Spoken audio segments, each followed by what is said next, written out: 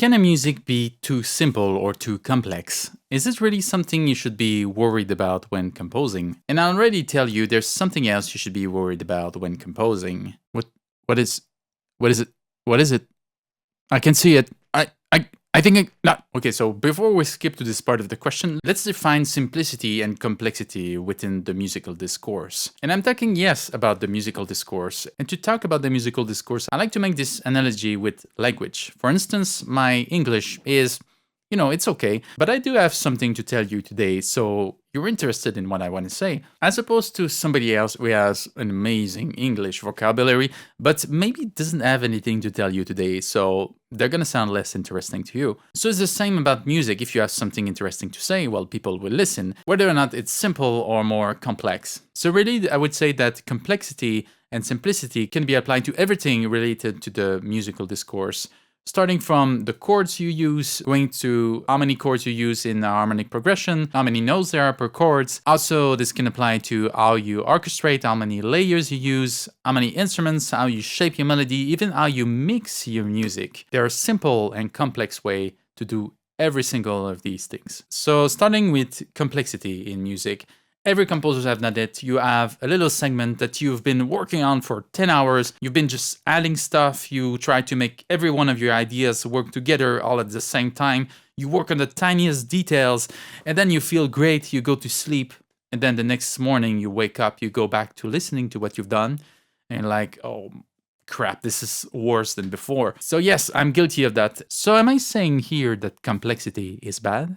Let's see another example with simplicity. So in my head, sometimes I have a simple melody or just a little chord progression that I think sounds nice and give me some ideas and feelings, and I'm like, well, let's try and put this down on the paper. And then I realize, well, okay, this is just 3 chords. And then I find the chords and I'm like, well, this sounds dull. And now I need a little bit more to make it sound interesting. I need to add in some orchestration, maybe add in another chord, maybe add a 7th here, and then change the rhythm to have a little syncopation to make it more interesting.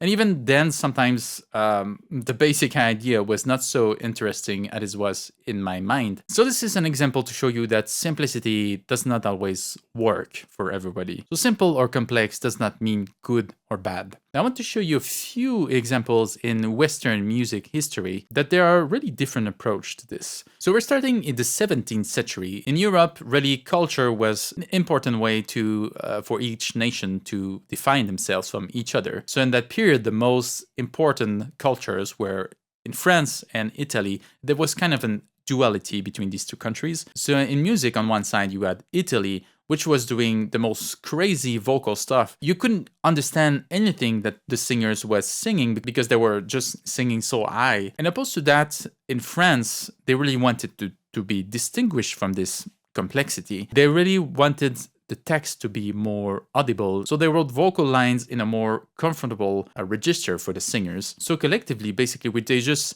decided we're going to do more complex music and we're going to do more simple music. But were any of them wrong? There's this old adage that less is more. And now we're talking about the king of simplicity, which is Mozart. Mozart, through his music, perfectly represented the whole classical period aesthetic, which was very much about elegance, balance, and clarity. Clarity, the clarity of the text, the clarity of the music. And this is something that is everywhere in Mozart's music. The harmonies are really simple, are very basic. The way he orchestrates, it's just so clear. There's never like doublings of oboes, clarinet, flutes with the strings and the bassoons on the bottom for like a whole section. You'll often see like one flute doubling the violin for like a couple bars and then just disappearing, and then the next phrase after that is the oboe, just one oboe, and then a little bit later the horn's gonna come in to just support a couple chords and then disappear. These simple moves were really characteristic of Mozart's music, and really the essence of less is more. If you're trying to do simpler music, well, it's a great music to study. But if we follow music history in the 18th, 19th, and 20th century, there was more and more complex chords. You add 7th chord, 9th chord, 11th chords, suspended chords. Composers started to do faraway modulations. There was this collective need to do something more and more complex. And that's from the classical music going through Romanticism and post-romanticism. There was this need to express more complex feelings. So we had less is more with Mozart, and now we kind of had a taste of more. People wanted a lot of emotions, wanted to feel deep feelings and be troubled, and that was the way to do it, to add more distance, to add more complexity. Like, it would not feel right for Wagner to express the complex feelings of the total work of art, the Gesamtkunstwerk, by just having super simple orchestration. You needed to do this huge doubling, and I know that when he arrived in France at first in the 1850s, people hated his music. It was just too much for them. But in 1890, Wagner conquered France because he was a little bit ahead of his time, and later in France, people started to be more accustomed to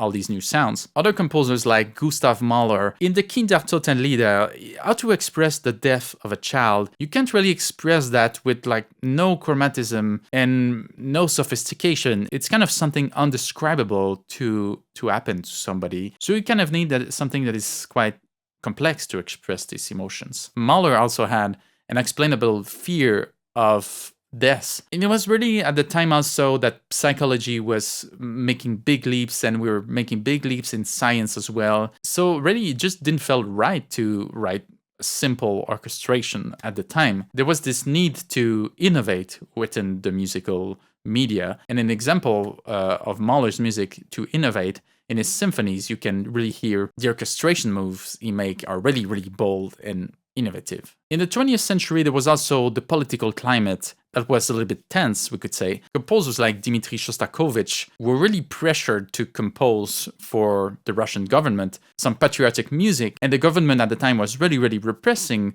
cultural movements that were trying to innovate, a kind of anti-modernist approach. So Shostakovich, who was very much inspired by this modernist approach, he could not do this. And so he had to find a way to be innovative in his music without the government to realize. So he did so a little bit less on the harmonic side.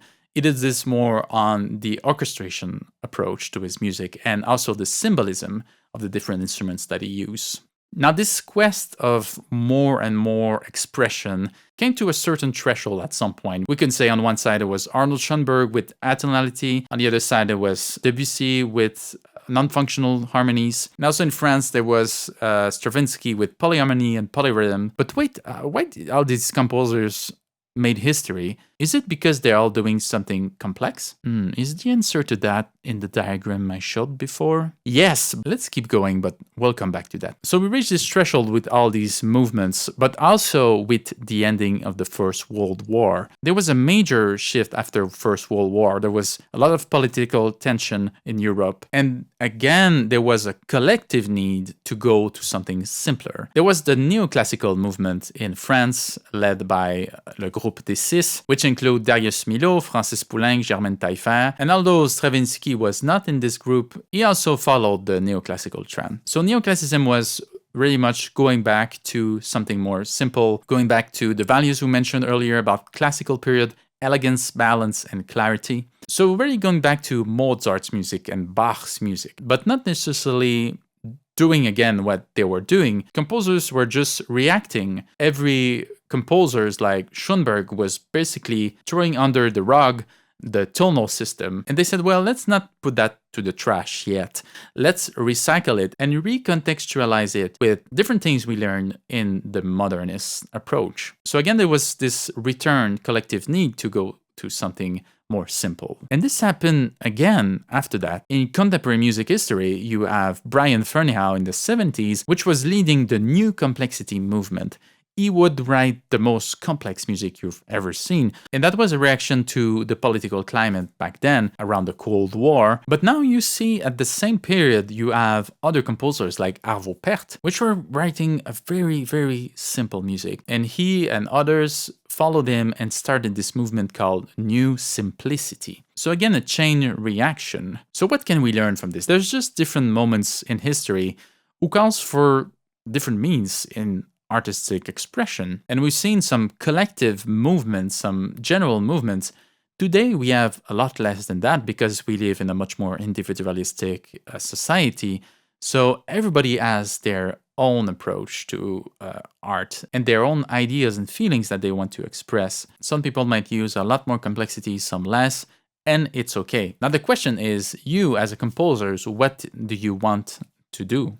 What do you want to express? And do you need some more simple or some more complex means to express these ideas and feelings? That is, of course, up to you to find out. And it's not necessarily about what approach take more or less time, because both of them take a lot of time, I believe. It takes a lot of time to create complex orchestration, but it also creates a lot of time to decide the simple move you want to make in really simple harmonic progressions. Now, the most important thing I would say is about whether or not the core of your musical idea is superficial or profound. And an example of this in relation to simplicity and complexity is composer Hans Zimmer. I've already talked about this composer on my channel. We could say that harmonically, this composer's music is really boring. Yes, it's boring because there's like one chord,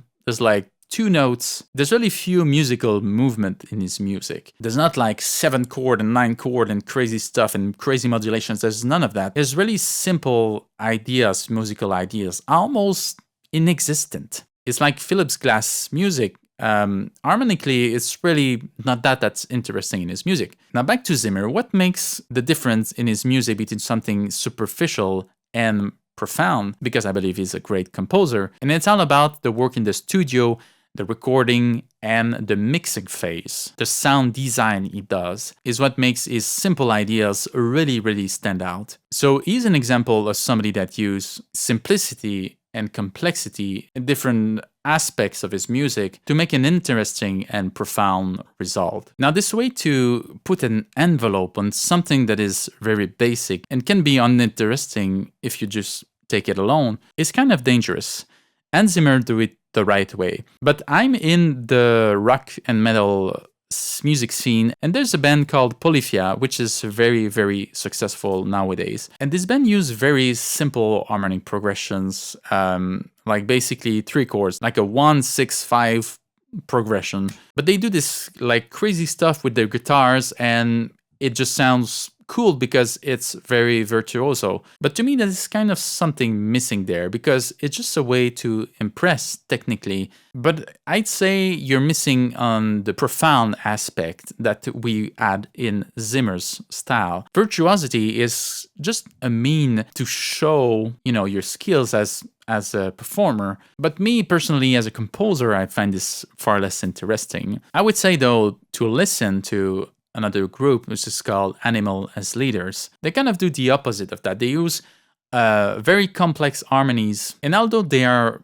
great musicians and their music is quite hard to perform, they focus more on the general sound of the piece, the general sound of sections. It just has this kind of general feel that is more linear and more simple maybe than Polyphia, which is just notes that are jumping around. To me, it feels a lot less personal and a lot less interesting in that way. So you see that this is the danger zone between simplicity and complexity. There's really a fine line between something that is empty, that is dull, and something that is full of depth. And whether or not you're using complexity or simplicity in the different aspect of your music making, there's kind of no rule at this point to determine what it takes and what balance you need to make something that is meaningful, something that is interesting musically. And that's a journey that every composer have to do by themselves. So you want to know more about what I think about complexity and simplicity? Well, I invite you to check this next video.